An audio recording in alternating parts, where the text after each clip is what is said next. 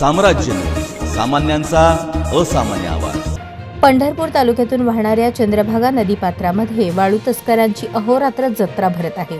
वाळू तस्करांनी महसूल आणि पोलीस यंत्रणेच्या नाकावर टिच्चून थेट नदीपात्रातून वाळू उत्खनन करून ट्रक, टिप्पर व ट्रॅक्टरने तसेच गाढवावरून वाळूची चोरटी वाहतूक सुरू केली आहे। मात्र गेल्या कित्येक दिवसांपासून वाळू तस्करीचा हा गोरखधंदा अव्याहतपणे सुरू असल्याने चंद्रभागा नदीपात्र सध्या अनेक भागात पोखरले आहे। त्यामुळे भविष्यात पावसाळ्यात याचे दुष्परिणाम नदीकाठच्या गावांना भोगावे लागणार आहेत। महसूल व पोलिसांची यंत्रणा कुठेही तालुक्यात वाळू तस्करीबाबत अजिबात गंभीर नाही। मुळात वाळू तस्करी रोखण्याचे काम महसूलसह खनिकर्म विभागाकडे असते। मात्र काही भागात घाटाचे लिलाव केल्यानंतर सदर घाटातून करारनाम्यातील अटी शर्ती डावलून चालणाऱ्या वाळू तस्करीमध्ये महसूलच्याच काही अधिकारी कर्मचाऱ्यांनी हप्ता संस्कृती विकसित केली आहे।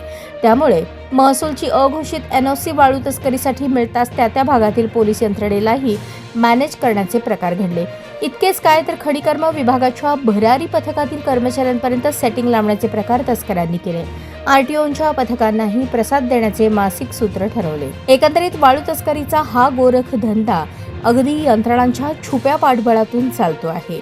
त्यातच आता पंढरपूर तालुक्यातून वाहणाऱ्या चंद्रभागा नदीपात्रात वाळू तस्करांची जत्रा भरत आहे। दररोज वाळू तस्करांची जत्रा इसबावी, जॅकवेल, शिरढोण, गुरसाळे, मुंडेवाडी या भागातील वाळू तस्करीत सक्रिय झालेला एक व्यक्ती सध्या बऱ्याच चर्चेत आहे।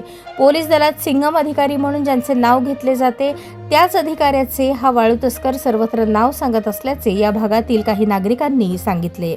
आपल्या त्या अधिकाऱ्याची थेट संबंध असल्याचे सांगून लोकांची मुजोरी करण्याचा प्रकारही त्यांनी चालवल्याचे बोलले जात आहे। त्यामुळे विनाकारण एखाद्या चांगल्या पोलीस अधिकाऱ्याची बदनामी अशा प्रकारचे तस्कर करत असतील तर त्यावर प्रतिबंध लावणे गरजेचे आहे।